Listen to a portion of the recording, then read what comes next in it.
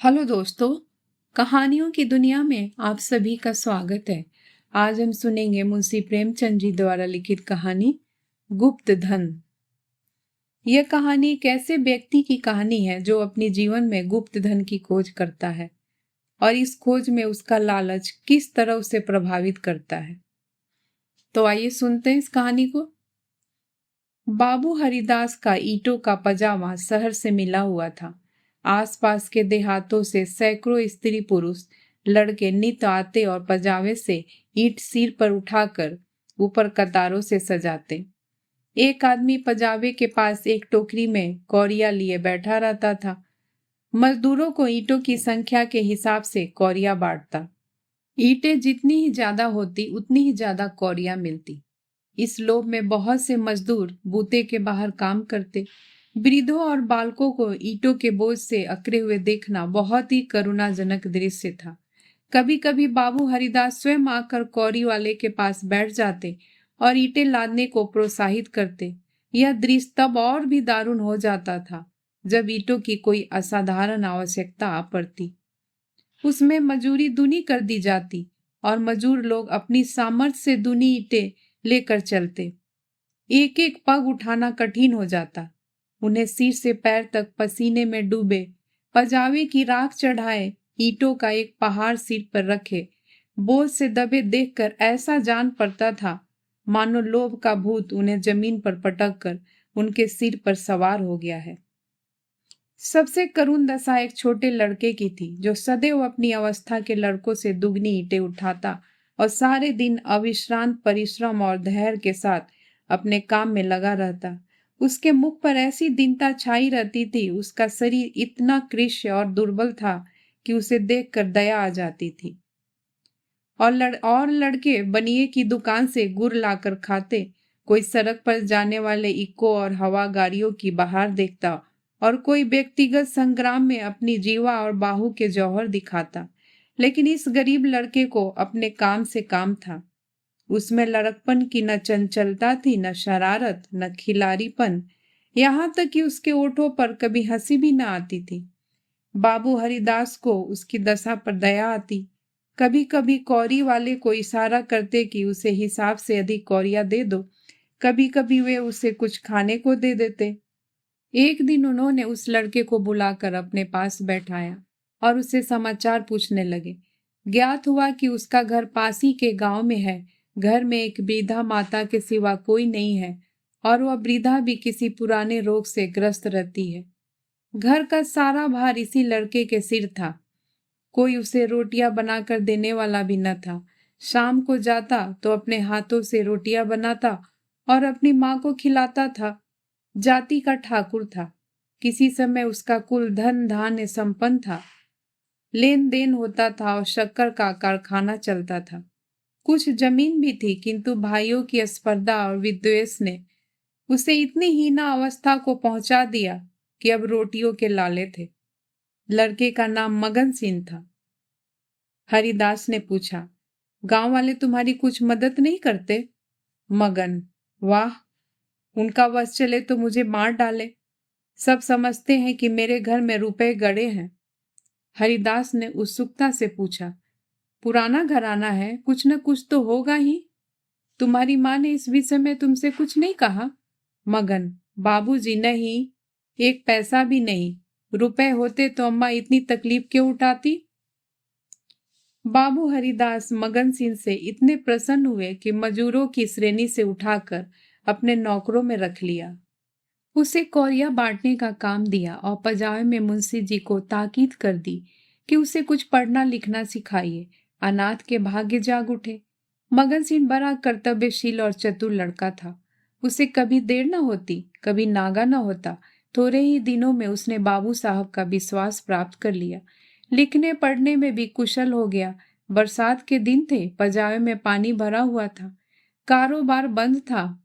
मगन सिंह 3 दिनों से गैरहाजिर था। हरिदास को चिंता हुई, क्या बात है, कहीं बीमार तो नहीं हो गया, कोई दुर्घटना तो नहीं हो गई। कई आदमियों से पूछताछ की पर कुछ पता न चला। चौथे दिन पूछते पूछते मगन सिंह के घर पहुंचे। घर क्या था, पुरानी समृद्धि का। ध्वंसावशेष मात्र था। उनकी आवाज सुनते ही मगन सिंह बाहर निकल आया। हरिदास ने पूछा, कई दिन से आए क्यों नहीं? माता का क्या हाल है? मगन सिंह ने अरुद्ध कंठ से उत्तर दिया, अम्मा आजकल बहुत बीमार रहती हैं। कहती हैं अब न बचूंगी। कई बार आपको बुलाने के लिए मुझसे कह चुकी है, पर मैं संकोच के मारे आपके पास न आता था। अब आप सौभाग्य से आ गए हैं तो जरा चलकर उसे देख लीजिए, उसकी लालसा भी पूरी हो जाए। हरिदास भीतर गए। सारा घर भौतिक निस्सारता का परिचायक था। सुर्खी, कंकर, ईंटों के ढेर चारों ओर पड़े हुए थे। विनाश का प्रत्यक्ष स्वरूप था। केवल 2 कोठरियां गुजर करने लायक थी। मगन सिंह ने एक कोठरी की ओर उन्हें इशारे से बताया। हरिदास भीतर गए तो देखा कि वृद्धा एक सड़े हुए काठ के टुकड़े पर पड़ी कराह रही है। उनकी आहट पाते ही आंखें खोली और अनुमान से पहचान गई। बोली, आप आ गए? बड़ी दया की। आपके दर्शनों की बड़ी अभिलाषा थी। मेरे अनाथ बालक के नाथ अब आप ही हैं। जैसे आपने अब तक उसकी रक्षा की है, वह निगाह उस पर सदैव बनाए रखिएगा। मेरी विपत्ति के दिन पूरे हो गए। इस मिट्टी को पार लगा दीजिएगा। एक दिन घर में लक्ष्मी का वास था। अदिन आए तो उन्होंने भी आंखें फेर ली। पुरखों ने इसी दिन के लिए कुछ थाती धरती माता को सौंप दी थी।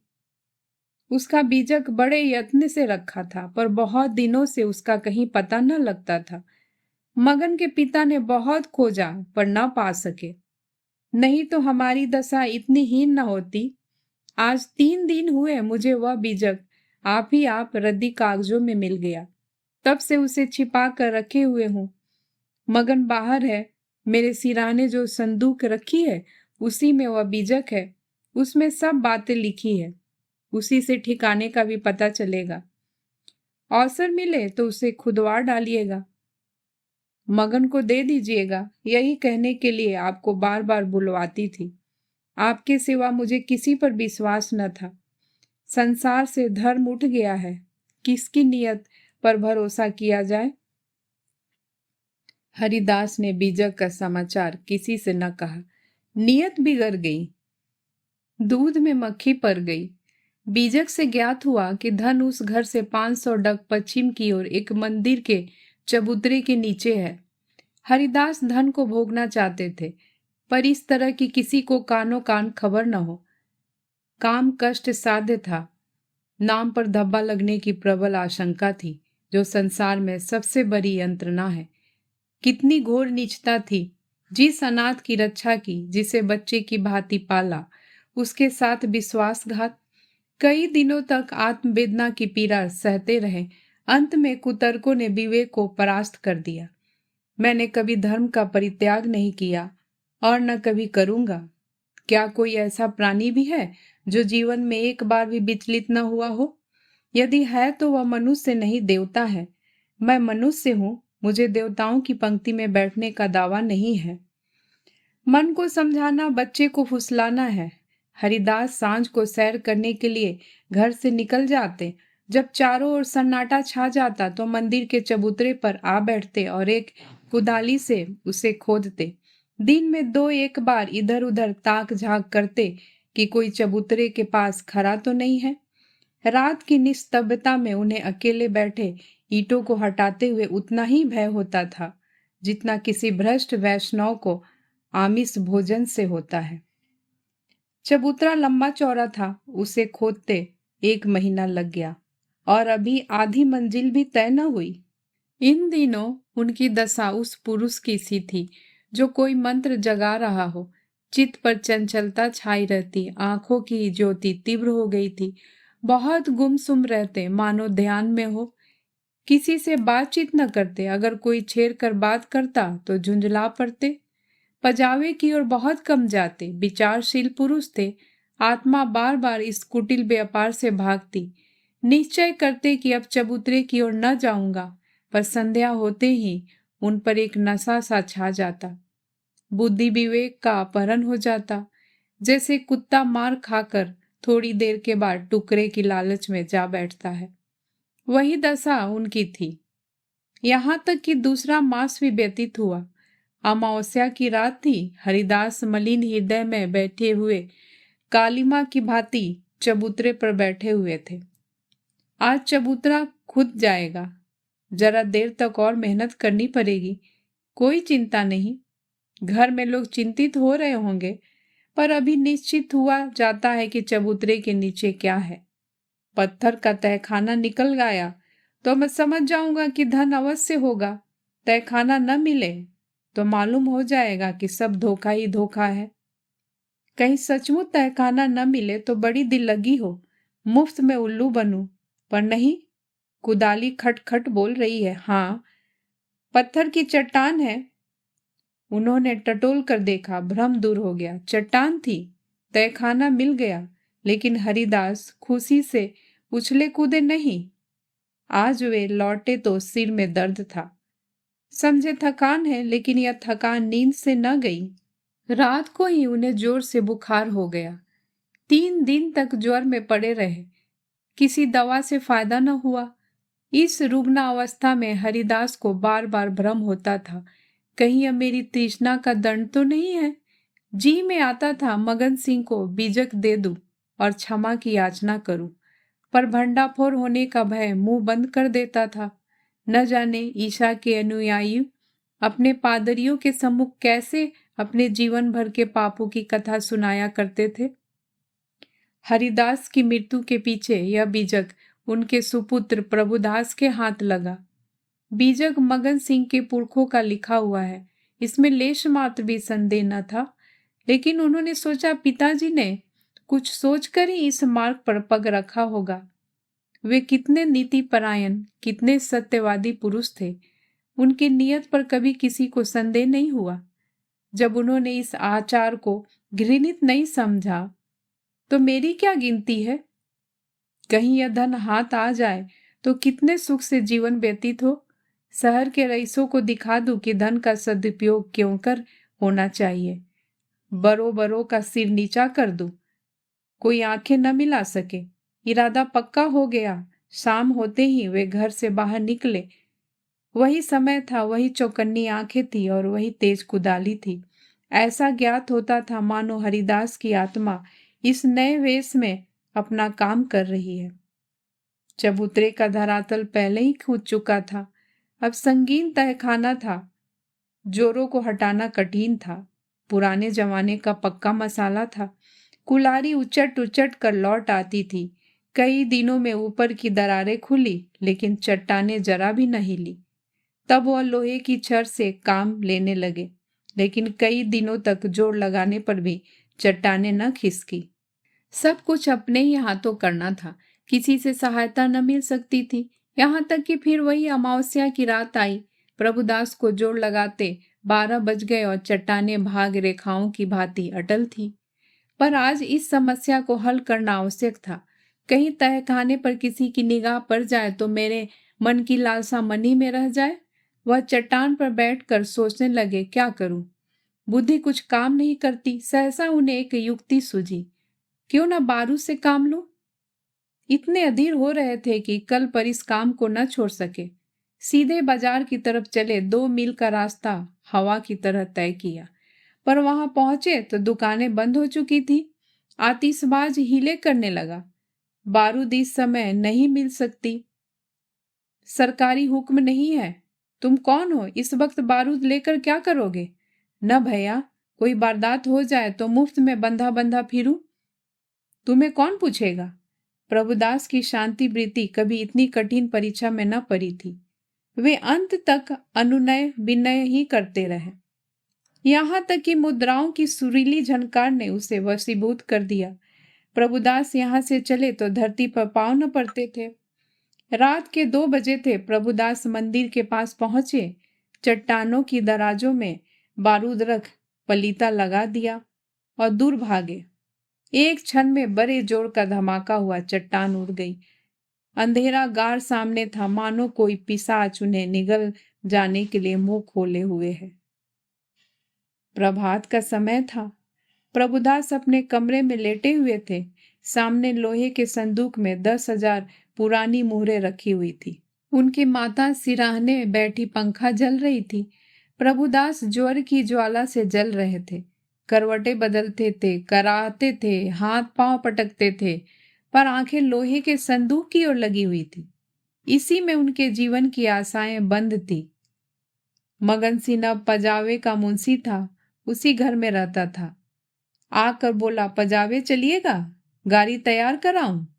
प्रभुदास ने उसके मुख की ओर क्षमा याचना की दृष्टि से देखा और बोले, नहीं, मैं आज न चलूंगा, तबीयत अच्छी नहीं है, तुम भी मत जाओ। मगन सिंह उनकी दशा देखकर डॉक्टर को बुलाने चला।